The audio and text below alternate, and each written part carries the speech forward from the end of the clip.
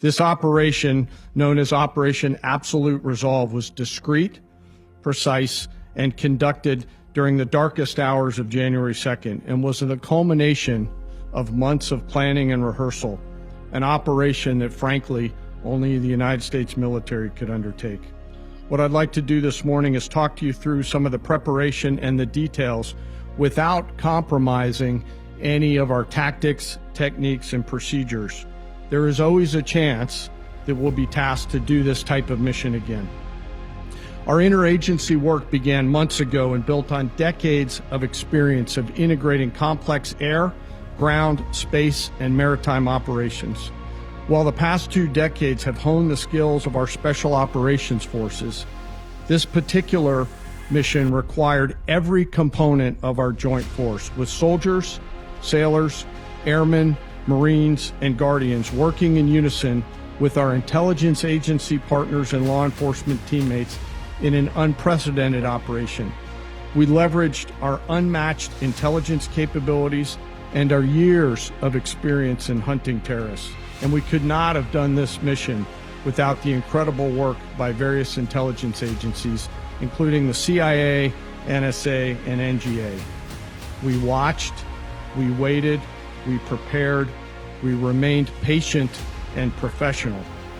This was an audacious operation that only the United States could do.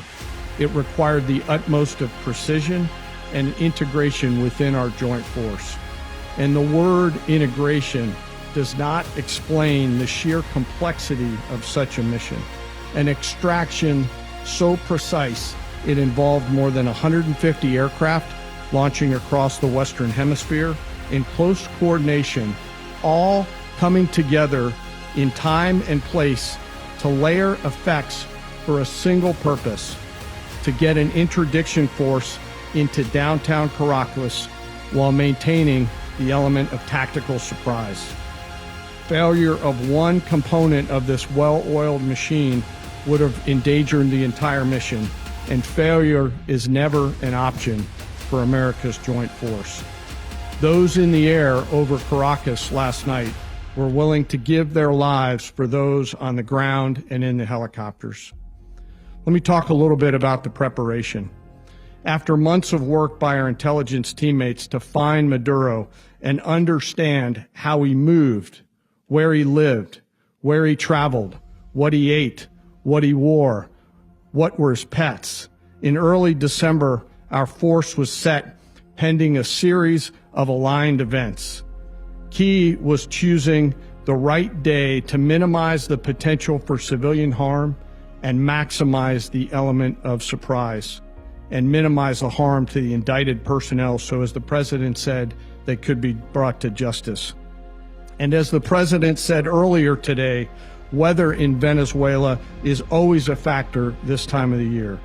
And over the weeks through Christmas and New Year's, the men and women of the United States military sat ready, patiently waiting for the right triggers to be met and the president to order us into action. Last night, the weather broke just enough, clearing a path that only the most skilled aviators in the world could maneuver through. Ocean, mountain, low cloud ceilings, but when tasked with a mission, this organization does not quit. At 10:46 p.m. Eastern Time last night, the president ordered the United States military to move forward with this mission. Over the course of the night, aircraft began launching from 20 different bases on land and sea across the Western Hemisphere. In total, more than 150 aircraft, bombers, fighters, intelligence, reconnaissance, surveillance, rotary wing were in the air last night. Thousands and thousands of hours of experience were airborne. Our youngest crew member was 20, and our oldest crew member was 49, and there's simply no match for American military might. As the night began, the helicopters took off with the extraction force, which included law enforcement officers, and began their flight into Venezuela at 100 feet above the water. As they approached Venezuelan shores, the United States began layering different effects provided by Spacecom, Cybercom, and other members of the interagency to create a pathway. Overhead, those forces were protected from aircraft were protected by aircraft from the United States Marines, the United States Navy, the United States Air Force, and the Air National Guard. The force included F-22s, F-35s, F-18s, EA-18s, E-2s, B-1 bombers, and other support aircraft, as well as numerous remotely piloted drones. As the force began to approach Caracas, the Joint Air Component began dismantling and disabling the air defense systems in Venezuela, employing weapons to ensure the safe passage of the helicopters into the target area. The goal of our air component is, was, and always will be to protect the helicopters and the ground force and get them to the target and get them home. As the force crossed the last point of high terrain where they'd been hiding in the clutter, we assessed that we had maintained totally the element of surprise. As the helicopter force ingressed towards the objective at low level, we arrived at Maduro's compound at 1:01 a.m. Eastern Standard Time, or 2:01 a.m. Caracas local time, and the apprehension force descended into Maduro's compound and moved with speed, precision, and discipline towards their objective, and isolated the area to ensure the safety and security of the ground force while apprehending the indicted persons. On arrival into the target area, the helicopters came under fire, and they replied with that fire with overwhelming force in self-defense. One of our aircraft was hit but remained flyable, and as the president said earlier today, all of our aircraft came home, and that aircraft remained flyable during the rest of the mission. As the operation unfolded at the compound, our air and ground intelligence teams provided real-time updates to the ground force, ensuring those forces could safely navigate the complex environment without unnecessary risk. The force remained protected by overhead tactical aviation. Maduro and his wife, both indicted, gave up and were taken into custody by the Department of Justice, assisted by our incredible U.S. military with professionalism and precision, with no loss of U.S. life.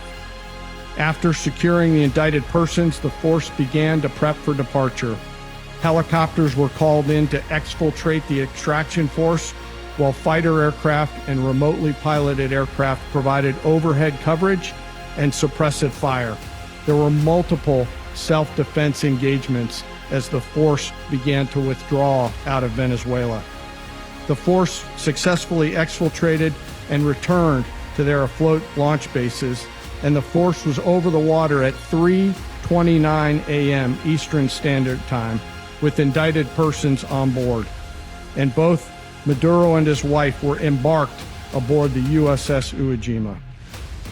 In closing, what we've witnessed today is a powerful demonstration of America's joint force. We think, we develop, we train, we rehearse, we debrief, we rehearse again and again, not to get it right, but to ensure that we cannot get it wrong.